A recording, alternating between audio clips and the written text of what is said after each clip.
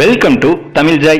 முகமது சமியின் உலக சாதனையும் தல தோனியின் அதிரடி வேகமும் சேர்ந்து நியூசிலாந்து அணியை மரண பங்கம் படுத்திய சம்பவம். அதாவது நியூசிலாந்து நாட்டின் நேபியர் மைதானத்தில் இன்று தொடங்கிய முதல் ஒருநாள் போட்டியில் டாஸ் வென்ற நியூசிலாந்து அணி முதலில் பேட்டிங்கை தேர்வு செய்தது. அதனைத் தொடர்ந்து களமிறங்கிய நியூசிலாந்து அணி பேட்ஸ்மேன்களை கதற கதற அடித்து பந்து வீச்சில் மிரட்டியது இந்திய அணி. இறுதியாக 38வது ஓவரிலேயே 157 ரன்களுக்கு ஆல் அவுட் ஆனது நியூசிலாந்து அணி. அதன் பிறகு எளிதான இலக்கை நோக்கி தற்போது விளையாடி வருகிறது இந்திய அணி. இந்த போட்டியில் முகமது சமி மிக குறைவான ஒருநாள் போட்டிகளில் 100 விக்கெட்டுகளை கைப்பற்றிய முதல் இந்திய வீரர் என்ற உலக சாதனையை படைத்துள்ளார். மேலும் உலக அளவில் இந்த சாதனையை செய்த 6வது வீரர் இவர்தான் என்பதும் குறிப்பிடத்தக்கது.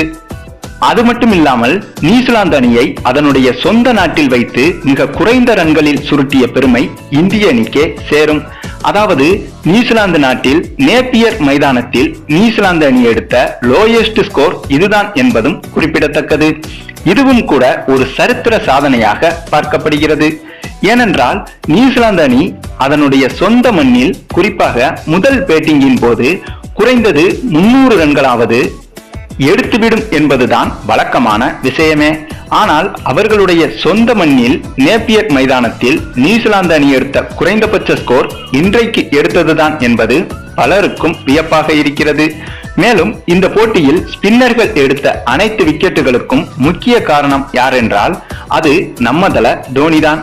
இத நான் சொல்லலங்க, இந்த போட்டியின் தமிழ் வர்ணனையாளர்களே அதைத்தான் சொன்னாங்க. ஏனென்றால் ஸ்பின்னர்கள் வீசும் ஒவ்வொரு பந்தின் போதும் தல தோனி அருமையான முறையில் அவர்களை வழி நடத்தினார். பேட்ஸ்மேன்களின் ஃபுட் ஸ்டெப்பை பார்த்து அதற்கு தகுந்தாற்போல் ஸ்பின்னர்களை பந்து வீச சொல்லி நியூசிலாந்து அணியை பங்கம் படுத்திவிட்டார் தோனி. ஆக மொத்தம் இன்றைய நாளில் இந்திய அணி வீரர்களின் கையில் சிக்கி சின்ன பின்னமாகிவிட்டார்கள் நியூசிலாந்து அணியினர்.